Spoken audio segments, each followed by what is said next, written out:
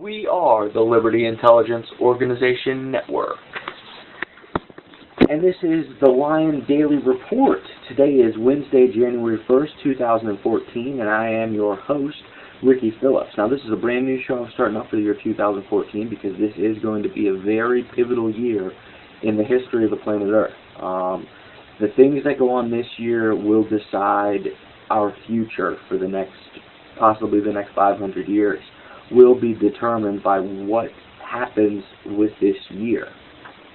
Now, for those of you who've been following us, you know that this is a news network that primarily focuses on exposing acts of tyranny, exposing dangers to individual liberty, hence the name, the Liberty Intelligence Organization Network. We are dedicated to bringing information to people to liberate their minds from the darkness that has consumed us.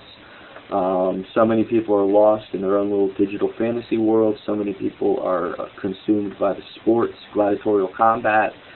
There's a lot of distractions out there that prevent you from understanding the attacks directly against your individual liberty. And that's what we're here to do. We're here to expose that, to expose all the dangers, all the potential threats to your individual liberty. And when someone else loses their individual liberty, you should start to see that as an attack against your individual liberty. Because if it can happen to them, it can happen to you. Now, before we get started, I've come up with a new creed for what this YouTube channel is really supposed to be directed towards, and I feel it's important for me to announce this to the world right now, since I am starting up the new year of daily reports that I will hopefully be able to continue and not get too bogged down and behind. In the past, my old videos, I was doing the news recap show where I was compiling a bunch of news articles about a specific topic into one presentation. And over time, the news just got so intense that I was unable to keep up with organizing the news, researching the news, and then presenting the news. I still did the organizing and the researching, but I ran out of time to do the presentations. So I figure if I just do a daily report over the most important news stories in the day, maybe I won't get so far behind and just overwhelmed by it all. Before I get into the news for today, I want to go over this little creed I put together about what the Liberty Intelligence Organization stands for. So here it is. We are the Liberty Intelligence Organization Network, and our main objective is to completely eliminate acts of globalism and tyranny from this world. We do not act for our own benefit or for personal gain. We have chosen to intervene for the greatest goal of all, to rid ourselves of the scourge of the New World Order. We make this declaration to all humanity, no matter what the reason or excuse. If there is an evident act of globalism being carried out, we will commence intervention with intelligence and exposure. Any country, organization, or corporation that promotes the ideals of the New World Order will also be a legitimate target for our intervention. We are Lion, and we are an intelligence organization that was established to eliminate all acts of the New World Order from this world. Now, I want to get into some of the top news stories from January 1st, 2014. I want to start off by getting into some NSA news. That's right, the National Security Administration. For those of you who were keeping up with the news last year, we learned a lot, and we're still learning a lot thanks to the revelations of Edward Snowden. So, the first news story I got here, the headline is, Court Rules No Suspicion Needed for Laptop Searches at Border. This comes out of the ACLU. An ACLU attorney, Catherine Crump, who was arguing for the people in this case, was arguing against the NSA, or really, this isn't the NSA, but it's an aspect of the NSA. They were arguing against the Border Patrol being able to search your laptop and record the information off of it. Now, the police were basically taking the data from thousands of citizens across the U.S. border, just taking without probable cause, totally in violation of the Fourth Amendment. They were just taking your information, recording it, and putting it in their own data servers. So the lawsuit was filed back in 2010 on behalf of Pascal Abador, who was a French-American whose laptop was searched and seized along the U.S.-Canada border. Obviously, the ACLU, the American Civil Liberties Union, they took the charge and took up this case. And Catherine Crump, I assume, was the attorney that led the court battle. And now I'm going to give you guys a quote from her about, you know, how illegal and immoral and totally against every ideal that this nation, that the United States of America, was founded upon. And she says this about what's been going on along the borders. This is from Catherine Crump, ACLU attorney. Suspicionless searches of devices containing vast amounts of personal information cannot meet the standards set by the Fourth Amendment, which prohibits unreasonable searches and seizures. Unfortunately, these searches are part of a broader pattern of aggressive government surveillance that collects information on too many innocent people under lax standards and without adequate oversight. And the court ultimately ruled against the Fourth Amendment and said that it's okay for the Border Patrol to go ahead and take data off of people's electronic devices. So they said the Fourth Amendment does not apply along the border. And again, this is just, as Catherine Crump mentioned, this is a broader pattern of aggressive government surveillance. Now, we learned about the NSA and the NSA data collection. I mean, I remember when I made my very first video, I was talking to people about NSA data center being built in Utah. So basically, you know, what's the broader implications of this one news story? Well, in relation to the NSA, of course, is using an electronic spy grid to listen, to watch, and to record basically everything they can. And everything that's connected to a wireless network is ultimately being recorded and stored. Now, a lot of people will be like, oh, well, they don't have enough people to sit there and watch every single thing. Yeah, they don't sit there and watch every single thing. But a computer system does. And a computer system with probably highly advanced code records, monitors, and then stores all that information in respective folders, so that if anyone ever did want to go back and look at what you had been doing on a specific date or at a specific time or in a specific place, they just have to go into that data center, pull up your little file, and kaboom, they can look at anything that the NSA has collected upon you. Now, what's the point of these border searches? Well, they like to verify their work. It's called vetting, where the NSA is collecting this data, but they want to verify the data that the NSA collects. You know, so you have different agencies perform different acts of surveillance, so that some of it's on the ground. Like, these guys are on the ground recording directly from your computer onto a file. They're just taking the data, boom, right off your physical computer, whereas the NSA does it remotely. So then they can take those two things. You know, we got the hard copy that we got from our troops on the ground, and we got our digital copy that we got from the NSA spy grid. They can compare and say, okay, the spy grid's not picking up this, but our ground people didn't pick up this.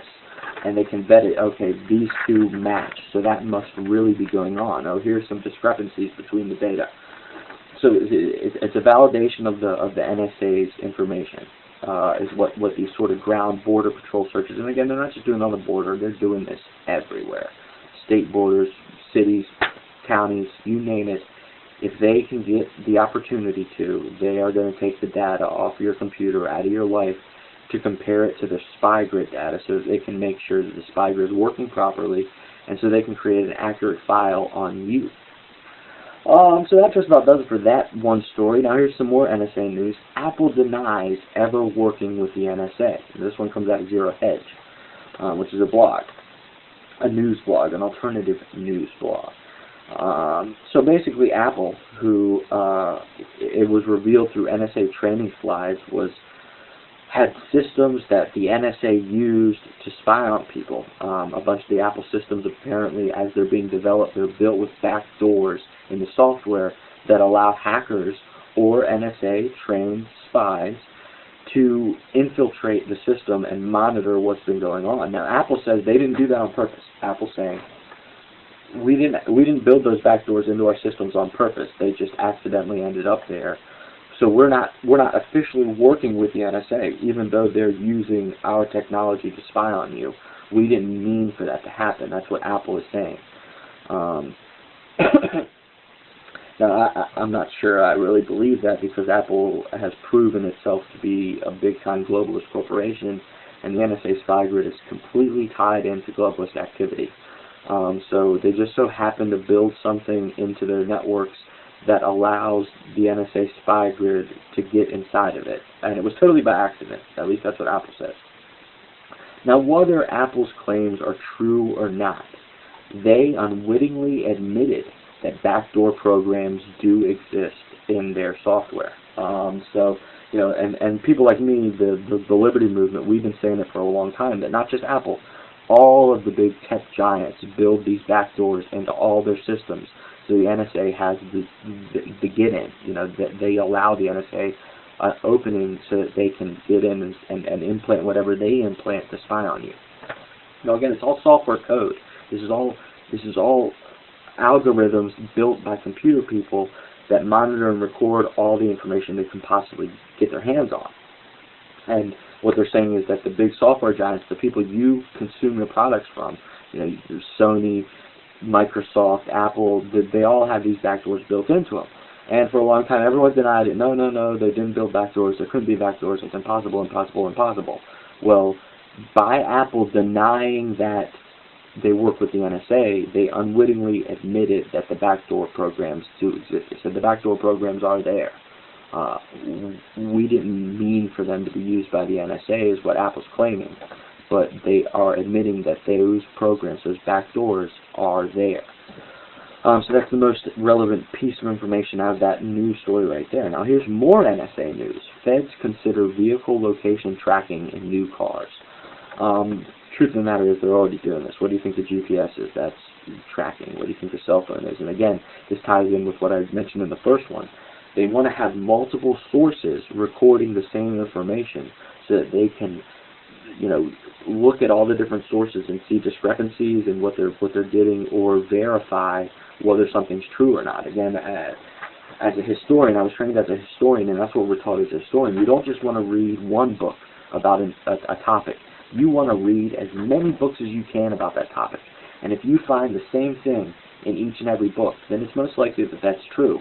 But if this book says a UFO landed in medieval Europe, and this book says people saw a strange cloud formation, and then another book said it was a strange cloud formation, and another book says it was a strange cloud formation, well, then it was most likely a strange cloud formation. Now, from there, you ultimately have to go to who's presenting the information and validate whether they're an honest or truthful source.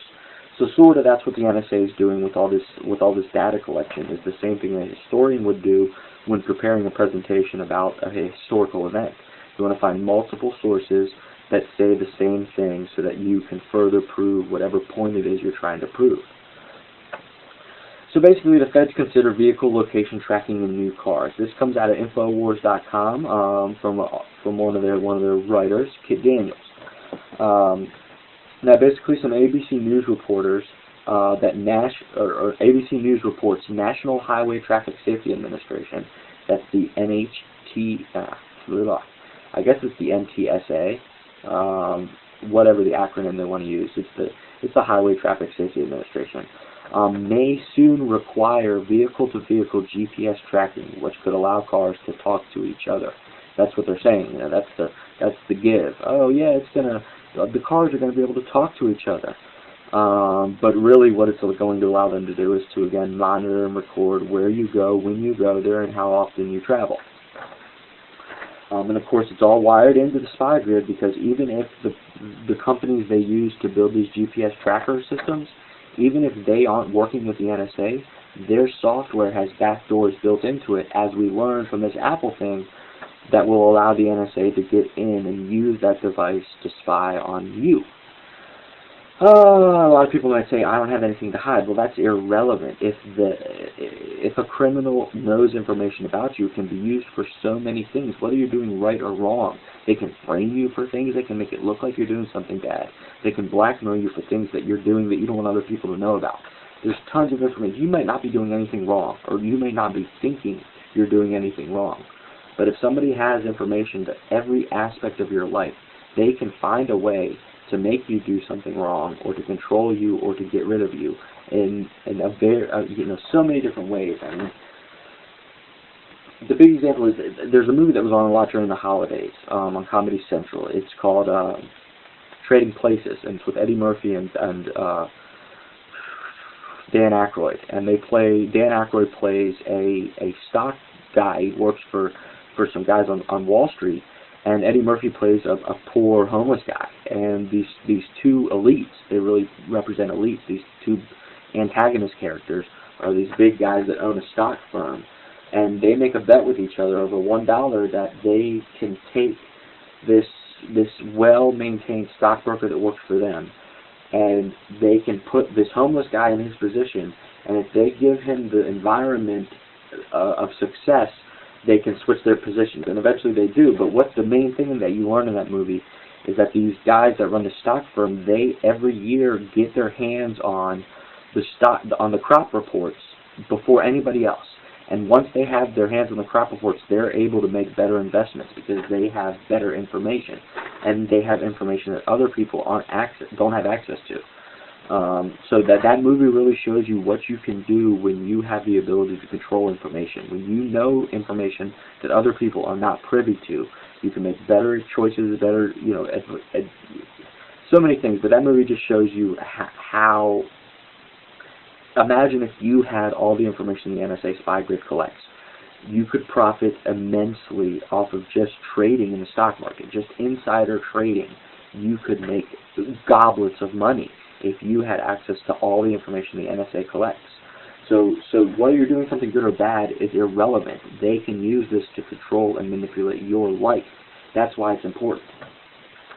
Now back to this news story. Again, feds consider vehicle location tracking on all new cars. An official involved with the government study revealed that the GPS system can be hacked or used to spy on vehicles and passengers. Now it's called the V2V system. That stands for vehicle-to-vehicle GPS system. It's just another tentacle of the NSA spy grid, just as I mentioned, it's another source for them to collect data through. Also, this one really affects your pocketbook. So all you people who don't care about this stuff and this doesn't affect me, this does affect you. Because once these tracker systems are implanted in all vehicles, guess what? We're going to get mile-by-mile taxing. Depending on how many miles you drive will depend on how much tax you pay. There will be a driving tax, a mile tax imposed, because for the first time the government will actually be able to see how many miles you travel, and they'll be able to send you a bill, a new tax for all of that. So if you drive a car, get ready for this NSA spy grid system to monitor how much you drive, and then get ready to pay by how much you drive. So regardless of the price of the GPS, the NSA car tracking technology will be tacked on to the consumer. So, whatever it costs them to do all this, to implant these tracking devices in the vehicles, it doesn't matter. You're going to pay for it. You're going to pay for it with taxes, and you're going to pay for it when you buy the system. When you buy the new car, part of the price is going to be for this NSA GPS tracker. You're going to pay for it. The government's not going to pay for it. No private company is going to pay for it. You pay for it as a consumer. So the final quote I just want to take from Kit Daniels out of this article is that, once again, the New World Order and their attempt to enslave us all is forcing Americans to pay for our own enslavement. We're literally paying our hard-earned money so that other people can gain more control over our lives. And one little final article related to the NSA out of today's news is the NSA quartering digital troops within our own homes. And this comes out of Washington's blog, which is, again, a news blog, and that's the name that the writer uses. And so basically what we learned from security expert Jacob Applebaum revealed that the NSA can commandeer electronic devices. Basically what he revealed is that sometimes computers, a computer company will build the computers and they'll ship them out on the truck. Sometimes, because they don't want to make it look like the computer companies are working with the government to put this tracker stuff and the spy grid stuff in your electronic devices, they'll stop literal shipments and they'll take the products off the trucks and they'll put the spy stuff in them, and then they'll put them back on the trucks so that it can't be traced back to the manufacturer, so that it totally separates the corporate side from the government side, even though at the top they're both working together. So basically they're outfitted with special spy software, which offers them a continuous Wi-Fi network. So even if you turn off the device, because it's not built into the same programming as the electronic device you're using. It's its own separate entity placed inside of your device. It still operates off of a Wi-Fi network. It receives its power. It's transmitted over radio waves. That's how the energy is transmitted. If you don't believe me that's possible, I encourage you to go look at some of the stuff that Nikola Tesla came up with. He envisioned a world where there were no wires. His idea for a future of electricity was a world where we transmitted through radio waves all the electricity we needed. If you think about it, electricity doesn't necessarily need a wire to run through. It just needs to be directed towards where it needs to go.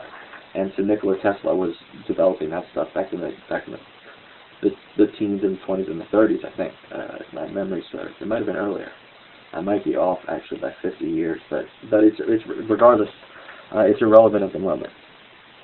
So is the NSA quartering digital troops? So of course this relates to the Bill of Rights, which says, you know, the Fifth Amendment, which says you can't quarter troops in people's homes during time of peace. But now they're putting these digital troops. It's not a real human being that's coming into your home and living there during a time of peace. It's an electronic troop that is inside of your electronic devices, constantly spying on you in a time of peace. Again, there's a fake war going on, this war on terror, which again is totally a made-up fake war that we created for ourselves in the name of building a new world order. And we didn't create it, this globalist created it, and they used our names to build it. So that about does it for the NSA news. You know, just as the colonists' homes were no longer theirs, our computers and phones are no longer ours. And that's one of the quotes from Washington's blog from this article. Now let's switch gears here off the NSA news, and I want to switch into Fukushima nuclear news. I'm going to be talking about some of the dangers to the health effects of that. So the first news article I got related to that is plumes of mysterious steam rise from crippled nuclear reactor at Fukushima. Now this comes out of RT. Excuse me. And basically what they're reporting is that Tokyo Electric Power Company, TEPCO, as the acronym sounds, is reporting that plumes of probable radioactive steam have been spotted rising from the building which houses reactor number 3. Now, if you remember, 3 of the Fukushima reactors melted down after the tsunami in March of 2011. Reactor 3 is on the verge of meltdown and contains a MOX nuclear fuel. Now, a MOX nuclear fuel is uranium mixed with plutonium oxide, so it's not pure uranium.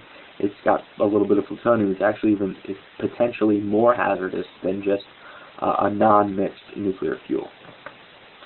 So that's going on. There's this mysterious plume rising up, and there's all this other radiation stuff. I mean, that plant has now been leaking for 3 years. Immensely. Radiation is spewing, and at the same time, the water that they're using to cool the fuel rods to keep them from exploding, because if the fuel rods heat up too much, they explode, and it could be a potentially nuclear eruption. So they got to keep them cool, and the water they use to cool it, they have to continuously recycle the water, and that water becomes irradiated, and then it gets dumped back out into the ocean, and then it just spreads all over the place. Now, radiation levels are going through the roof all over the world, but primarily in the West Coast, because a big wave of radiation from this event is finally reaching the coast. It's been reaching the coast ever since, but now this is a big condensement because there's all that debris. The tsunami came in, it knocked down a bunch of buildings and debris, and then it sucked all that debris back out into the ocean. So all that debris is laced with radiated particles. That's all going back into the ocean and being carried across. So all those debris is finally washing across the Pacific Ocean and reaching the coast of North America. The west coast of North America with the debris, you know, pieces of lumber, pieces of whatever, what got washed away, cars, metal, street signs, concrete, whatever got washed away by the tsunami is now reaching the coast and bringing with it all the radiation it absorbed during the meltdowns back in 2011. So that's a little bit of Fukushima news there. And of course, TEPCO is currently in the process of removing 1,500 potentially damaged fuel rods, each capable of creating nuclear calamity if mishandled. So that there's a potential for 1,500 nuclear explosions if any of these fuel rods are handled inappropriately, which means you can't touch fuel rods together. If your ruts touch together, kaboom. You can't let them heat up too much. If they heat up too much, kaboom. There's a lot of things can go wrong with this, so it's a very serious deal. Now, one final news story for today's daily report, and it is related to Fukushima nuclear news, and the headline is, U.S. government orders 14 million doses of potassium iodide. Now, iodine is an element that is absorbed by the thyroid gland of the body, and it's important in protecting a human being from nuclear radiation because the thyroid gland will absorb the radiated particles in your body, and eventually that's how you get radiation sickness or other diseases caused by nuclear exposure. So iodine, what it does when you take it is it gets in your thyroid gland and it blocks up the receptors where the nuclear stuff would go. So instead of your body absorbing it, it just flushes it out. Now this article is, again, an Infowars.com article. It's from Paul Joseph Watson. And it's just basically going to the fact that the U.S. government has ordered these potassium iodide doses coincidingly with the same, just as this nuclear wave reaches the U.S. from Fukushima. They're purchasing millions of doses of iodine. The Department of Health and Human Services ordered iodide. It's a compound that protects the body from radiation poisoning, to be delivered before February. So by the end of the month, they expect to have all these 14 million doses. But basically what potassium iodide does is it blocks radioactive iodine from being absorbed into the thyroid gland. Last month, it was revealed that 71 U.S. sailors that helped at Fukushima are now suing TEPCO after they developed thyroid cancer, leukemia, and brain tumors. Now, they were all told it was safe when they were working there. Now, of course, anyone who believes that's a complete moron, but it goes to show you that this is going on. This is what radiation poisoning does to you. It causes thyroid cancer, it causes leukemia, it causes brain tumors, it causes lung cancer, it causes a number of things. It all depends on where those radioactive particles end up in your body and what specifically they're going to do. So iodine prevents that from happening by not even allowing those radioactive particles to get into the body because they stop them at the thyroid gland. Boom. It stops right there because all the receptors are full with good iodine. They have no room for bad iodine because they're too busy dealing with all the good iodine that comes from these doses.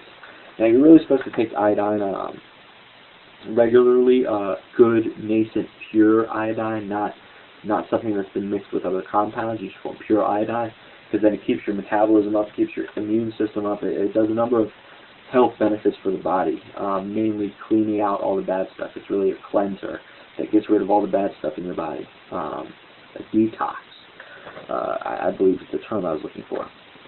Now, in addition to some of this news, after a tank over at the Fukushima plant, a tank leaked 300 tons of toxic water back in August of 2013. Radiation levels surged since the initial incident in March. So when this stuff leaked, 300 tons leaked into the water back in August, radiation levels went kaboom through the roof again. Now, top scientists have warned that another nuclear incident could mean disaster for Japan. I believe the quote is that if another tsunami hits the Fukushima plant, bye-bye Japan, is I believe the quote that the scientists used. And the name is escaping me at this moment, and I didn't put it in my notes because it really wasn't related to this article. These are just other headlines that are related to this article. So, and again, as I mentioned, the radioactive debris from Fukushima tsunami is slamming the west coast of the United States right now, which is, of course, causing, you guessed it, increased radiation levels. So, and of course, the government response to all this is to tell everyone it's safe and to increase the safety level for radiation. Instead of saying you should take your iodine and you should move away from areas where the radiation is high, they're saying don't take iodine, we're going to take iodine, you don't take any, live there in the radiation, and, have a nice short life, is basically the government response. So, of course, as I mentioned, there's a number of health concerns related to radiation, and it's very important for people to start getting actively prepared in health to get iodine into your body because, this is just one reactor, one reactor having all these problems. The potential or the disastrous rise of misplaced nuclear power does exist and will persist. Now, of course, I'm editing Dwight D. Eisenhower's speech. In the councils of government, they must defend and guard against increased radiation levels, but they're not doing that. So the Liberty Intelligence Organization Network, we're going to be here to inform and expose this for all of you. And of course, in order to protect your body, the most important thing is to get that iodine. Nathan Free, I know Infowars.com has just come out with a new product for it. I think it's a Survival Shield, and it's pure nascent iodine to help protect your body against radiological events. And you're supposed to take it on a regular basis and you get all that. Now, if you can't afford that or you can't get that for whatever reason, there are other ways to get it. The Himalayan salts, the high-end, high-quality salts, and I believe you can find them at, well, the store that I work for sells them, but I don't want to reveal its name. But a number of high-end retailers will carry these Himalayan salts that you can put on your food, and they have nascent iodine inside of them, so you can get it that way too. But that just about does it for the news for today. Again, it was Wednesday, January 1st, 2014, and this is the premiere episode of the Liberty Intelligence Organization Network Daily Report. I was your host, Ricky Phillips, and I want to thank everyone for tuning in. And as always, I encourage everyone to stay safe, to stay strong, to stay free, and to stay informed.